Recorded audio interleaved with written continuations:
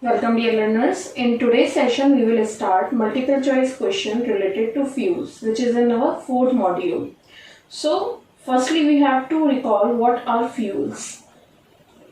So as we know, fuels are the combustible substance which produce heat on combustion. This heat can be used for the domestic and industrial purpose. And fuels are of two types. They are primary fuels and secondary fuels. Primary fuels are those which are naturally found, like wood, petroleum, like natural gas, while secondary fuels are those which are derived from the natural fuels.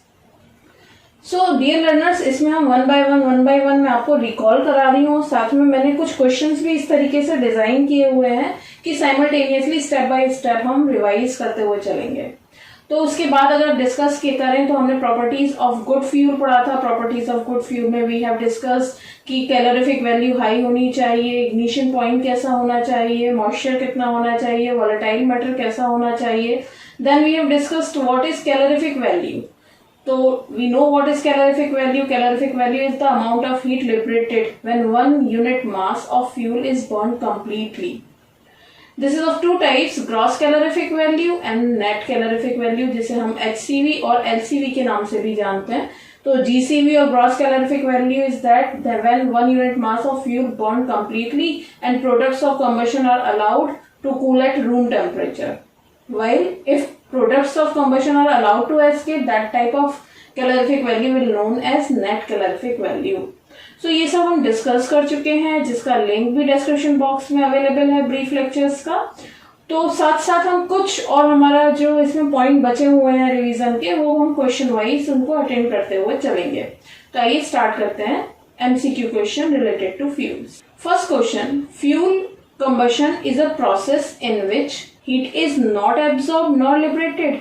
Heat is absorbed, heat is liberated, or none of these. So as we know, combustion is a process in which a reactant combine with oxygen to give a exothermic process by which heat is liberated. So C is its answer.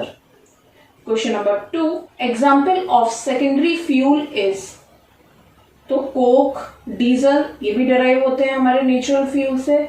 Kerosene is also derived from petroleum. Third question, match list first type of fuel with list 2 examples and select the correct answer using codes given below in the list. तो हमें कुछ list 1 में fuel दिए हुए हैं, solid fuel, liquid fuel, natural fuel और gaseous fuel, और second type में उनके एग्जांपल दिए हुए हैं. So we have to match these. Solid fuels, peat is an example of solid fuel, तो ए का आंसर होना चाहिए 3. Liquid fuel, so liquid fuel crude oil is an example of liquid fuel. Gaseous fuel, biogas is an example of gaseous fuel, so 1 should be its answer. Natural fuel, coal, तो 4 should be its answer. तो 3, 2, 1, 4. तो हम देख सकते हैं A is its right answer. A good fuel should possess high calorific value, moderate ignition temperature, it should be pollution free. तो ये तीनों प्रॉपर्टी एक गुड फ्यूल की है. So its answer should be all of the above. Fifth question, which of the following fuel possesses the maximum calorific value? तो हम जानते हैं हमारे फ्यूल के पास परसेंटेज ऑफ कार्बन जितनी ज्यादा होगी उसकी कैलोरीफिक वैल्यू उतनी ही हाई होगी. हमारे फ्यूल के कंबशन में मेन जो कंबस्टेबल पार्ट होता है वो कार्बन होता है. कार्बन जब CO2 प्रोड्यूस करेगा तो एक्सोथर्मिक रिएक्शन होती है. और भी कुछ कंबस्टेबल एलिमेंट्स होते हैं जैसे कि हाइड्रोजन, सल्फर, बट कार्बन की अमाउंट जितनी ज्यादा होगी कैलोरीफिक वैल्यू उतनी ही हाई होगी. तो देखते हैं यहाँ पर कार्बन है 84, 84, 90, 95. So D should be its answer where we have maximum percentage of carbon. Moving on next question, sixth question, match list 1 from the form of coal with the calorific value. तो हम जानते हैं जो कोल होता है उसकी grading की गई है, और जो ग्रेडिंग की गई है वो की गई है वुड, पीट, लिग्नाइट, बिटुमिनस और एंथ्रासाइट में. तो जैसे जैसे हम नीचे की तरफ बढ़ते हैं कार्बन की परसेंटेज बढ़ती चली जाती है और कैलोरीफिक वैल्यू बढ़ती चली जाती है. तो हम देख सकते हैं कार्बन की परसेंटेज बढ़ने के साथ साथ क्योंकि कैलोरीफिक वैल्यू भी बढ़ रही है तो इसमें पीट, एंथ्रासाइट, लिग्नाइट और बिटुमिनस दिया हुआ है. तो पीट ऐसा होगा जिसकी कैलोरीफिक वैल्यू सबसे कम होगी. तो पीट की अगर कैलोरीफिक वैल्यू सबसे कम होगी तो हमें यहाँ दिख रहा है 4100. सो 2 should be its answer. Anthracite जिसकी कैलोरीफिक वैल्यू मैक्सिमम होती है, तो मैक्सिमम कैलोरीफिक वैल्यू हम देख रहे हैं 8670। लिग्नाइट और बिटुमिनस, लिग्नाइट की कैलोरीफिक वैल्यू बिटुमिनस से कम होगी। हम देख सकते हैं लिग्नाइट की जो कैलोरीफिक वैल्यू होगी वो बिटुमिनस से कम होगी, बिटुमिनस नीचे की तरफ आता है। तो अब जो कम कैलोरीफिक वैल्यू है वो है 6650, तो सी का आंसर होना चाहिए 3, while डी का answer bituminous will be 4। So 2 1 3 4, so हम देख सकते हैं its answer is C. Moving on next question, here we have another question जिसमें हमें कार्बन कोल की वेरियस फॉर्म्स दी हुई हैं और हमको उनको कार्बन की परसेंटेज के साथ मैच करना है। तो जैसा अभी बताया था, वुड, पीट, लिग्नाइट, बिटुमिनस, एंथ्रासाइट, जैसे जैसे नीचे की तरफ बढ़ रहे हैं कार्बन की परसेंटेज भी इंक्रीज होती चली जा रही है। तो वुड ऐसा होगा जिसमें कार्बन की परसेंटेज सबसे कम होगी। तो सबसे कम परसेंटेज हमें दिख रहा है 50 है, तो इट्स आंसर शुड बी, ए का आंसर होना चाहिए 2। वाइल पीट, वुड के बाद पीट आता है और 50 के बाद 57 हमें दिखाई दे रहा है, so it's answer should be 1।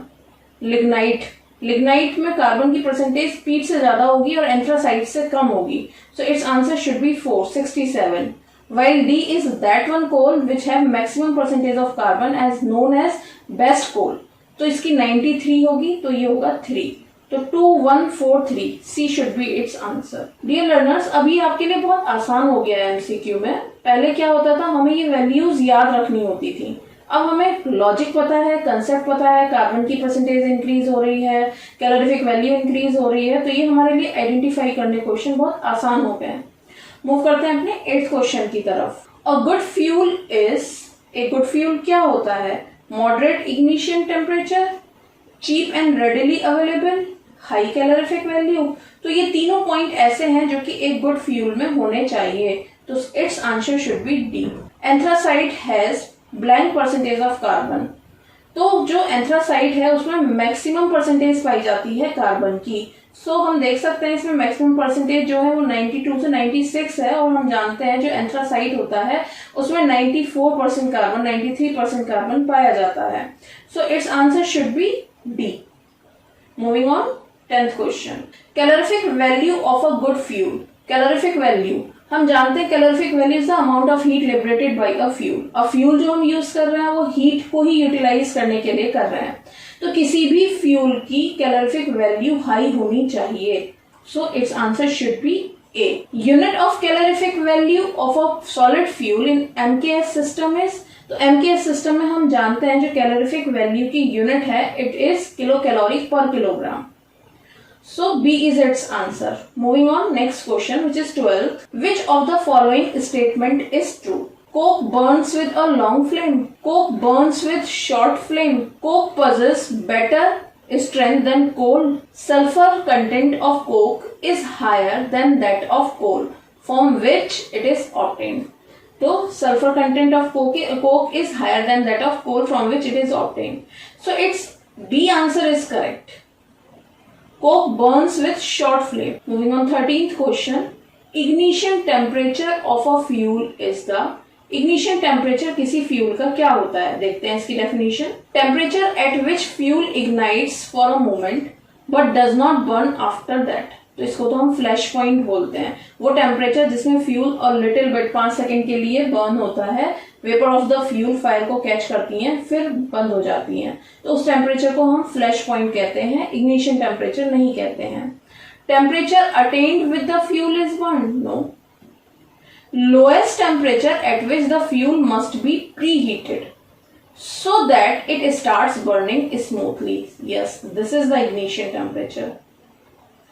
D है temperature at which fuel can be stored safely. So C is the ignition temperature's definition. Moving on 14th question. Calorific value of a fuel is the total quantity of blank liberated by complete combustion of unit mass or volume of the fuel.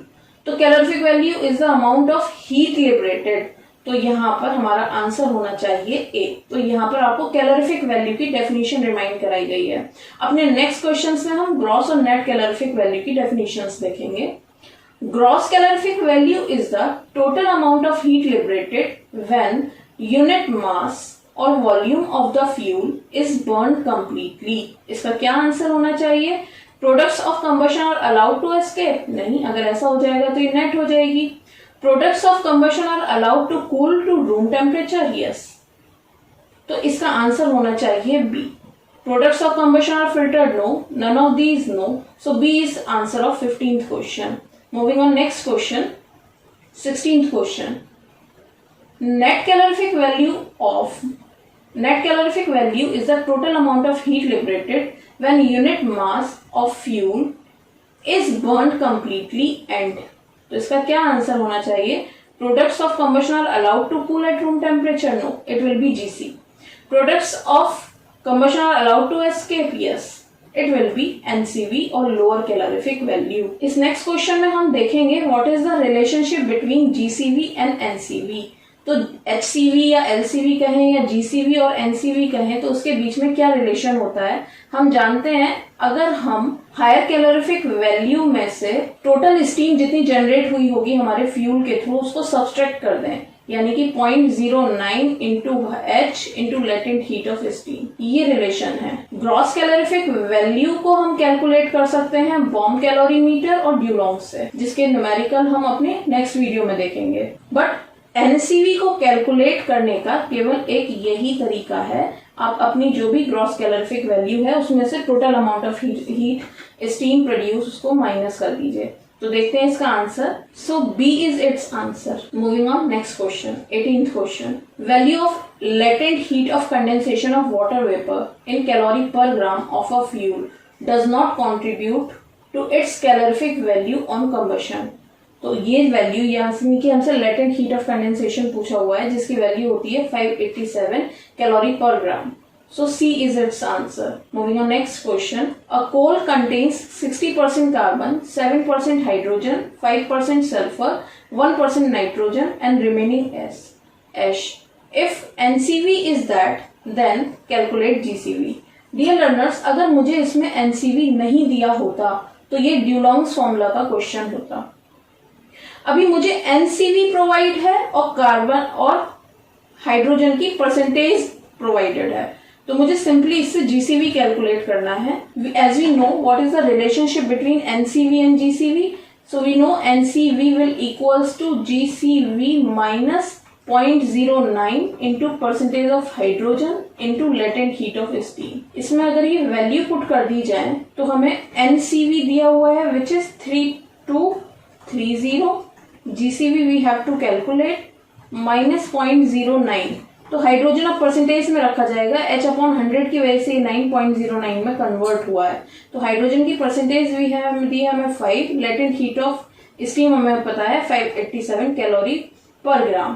तो यहाँ से GCV की value निकल कर आएगी 3599 calorie per gram. So its answer should be B. Moving on next question. Which of the following is not an advantage of gaseous fuel over solid and liquid fuel? Which of the following is not an advantage of gaseous fuel over solid and liquid fuel? तो देखते हैं। Their combustion can readily be controlled. They cannot be preheated by the heat of hot waste gases. Yes. They can be lightened at a moment's notice. No. They can easily be conveyed through pipelines to the actual places of use. तो अगर हम देखें जो इसका advantage नहीं है gaseous fuel का solid और लिक्विड फ्यूल्स के over, so it should be be. They can not be pre heated by the heat of the hot waste gases. Moving on 21th question. 2 kilogram of a coal sample was burned in a bomb calorimeter. The heat liberated was estimated and found this. Calculate the calorific value of the coal sample. तो simple सी बात है students, अगर हमारा 2 kilogram का combustion fuel का provide कर रहा है हमें हीट, कंबशन से जो हीट लिबरेट कर रहा है वो इतने किलो कैलोरी कर रहा है, तो कैलोरीफिक वैल्यू क्या होती है? यूनिट मास के कंबशन से लिबरेट होने वाली हीट को बोलते हैं। तो अगर हम 1 किलोग्राम की हीट निकाल लेंगे तो हमारा आंसर आ जाएगा कैलोरीफिक वैल्यू। तो 1 किलोग्राम के लिए we have to divide this calorific value by the 2. So its answer should be B. The gross calorific value of a fuel containing 8% hydrogen was found to be this. Find the net calorific value of coal. तो अब की बार हमें GCV दिया हुआ है और हमसे NCV पूछा हुआ है। अगेन हम फॉर्मूला अप्लाई करेंगे, एनसीवी विल इक्वल्स टू, तो इस फॉर्मूले में अगर हम वैल्यू पुट करें तो वो होगी 9225.9 minus 0.09 into percentage of hydrogen is 8 while latent heat of steam is 587. So इसको अगर हम सॉल्व करेंगे तो its answer will be 8803.26 kilocalorie per kilogram. Moving on, 23rd question. Calculate the GCV of a coal if LCV is that gram and if it's contain 5% hydrogen. So again उसी relation पर question है जो formula उसमें दिखाया हुआ है ऊपर screen पर। तो इसमें अगर हम वैल्यू पुट करेंगे तो इसका आंसर निकल कर आएगा। So D is its answer. Gross and net calorific value of a fuel will be the same. वो कौन सी कंडीशन होगी जब जीसीवी और एनसीवी बराबर होंगे। हम जानते हैं जीसीवी और एनसीवी में केवल स्टीम जितनी फॉर्म हुई है हमारे फ्यूल के थ्रू वो डिफरेंस होता है, और जो भी स्टीम प्रोड्यूस हो रही है वो हाइड्रोजन के थ्रू होती है। तो अगर मेरे फ्यूल में हाइड्रोजन हो ही ना तो स्टीम प्रोड्यूस नहीं होगी, और जब स्टीम ही प्रोड्यूस नहीं होगी तो जीसीवी एनसीवी के बराबर होगा। इसको हम इस फॉर्मूले से भी देख सकते हैं। देखिए, अगर यहाँ इस फॉर्मूले में हाइड्रोजन की परसेंटेज 0 हो जाए, हाइड्रोजन की परसेंटेज 0 हो जाए, then that will be the condition in which NCV will equals to GCV. तो हमसे यही कंडीशन पूछी हुई है, फाइंड आउट कर लेते हैं। A, if its ash content is 0, if its carbon content is very low, if its hydrogen or hydrogen compound content is 0. So C is its answer. Biogas. Biogas is produced by anaerobic fermentation of biological materials. तो एक question ये भी हो सकता है कि biogas का synthesis कैसे होता है। एनाएरोबिक डिकम्पोजिशन होता है या फिर एरोबिक होता है। ये हमसे क्वेश्चन पूछा जा सकता है। यहाँ पूछा है बायोगैस जो एक एनाएरोबिक फर्मेंटेशन के थ्रू हमें मिलती है बायोलॉजिकल मटेरियल से, उसका मेन कॉन्स्टिट्यूएंट क्या है। तो हम जानते हैं जो बायोगैस का मेन कॉन्स्टिट्यूएंट है वो है methane. So D should be its answer. Moving on, next question. Which of the following constituent of fuel does not contribute to its calorific value on combustion? वो कौन सा कॉन्स्टिट्यूएंट है जो कि कैलोरीफिक वैल्यू में कंट्रीब्यूट नहीं करता। So dear learners, याद रखिएगा नाइट्रोजन का कंबशन कभी नहीं होता। जैसे कि कार्बन की कैलोरीफिक वैल्यू होती है 80 किलो कैलोरी, हाइड्रोजन की होती है 34,500 जिससे ड्यूलॉन्ग फॉर्मूला बना हुआ है हमारा, वाइल सल्फर की होती है 2240। तो आप देख सकते हैं हाइड्रोजन की भी कैलोरीफिक वैल्यू है, कार्बन की भी होती है, सल्फर की भी, बट याद रखिएगा नाइट्रोजन का कंबशन नहीं होता, ये कैलोरीफिक वैल्यू प्रोड्यूस नहीं करता। Which of the following gas has highest calorific value. Highest calorific value किसकी होगी? क्या वो सल्फर की होगी? देखिए जरा स्क्रीन पर, क्या वो नाइट्रोजन की होगी, क्या वो ऑक्सीजन की होगी, या वो हाइड्रोजन की होगी। So hydrogen will be its answer. These are our last question of this session. Biogas contains, biogas में क्या होता है? तो हम जानते हैं, हमें बायोगैस का कंपोजिशन पता है, मेनली उसमें मीथेन और कार्बन डाइऑक्साइड होती है और लिटिल बिट अमाउंट में हाइड्रोजन, नाइट्रोजन और H2S होती है। सो मीथेन भी होती है, CO2 भी होती है, हाइड्रोजन भी होती है। So all of these should be its answer. 9th question, producer gas is a mixture of, तो हम जानते हैं कार्बन मोनोऑक्साइड और नाइट्रोजन के मिक्सचर को हम प्रोड्यूसर गैस बोलते हैं। So A should be its answer. Dear learners, ये मेरे फ्यूल के चैप्टर का पहला वीडियो था। अपनी नेक्स्ट वीडियो में we will discuss questions related to bomb calorimeter and Dulong's formula, और if possible we will also discuss in the same video amount of oxygen और volume of oxygen in air required. So thank you for watching everyone.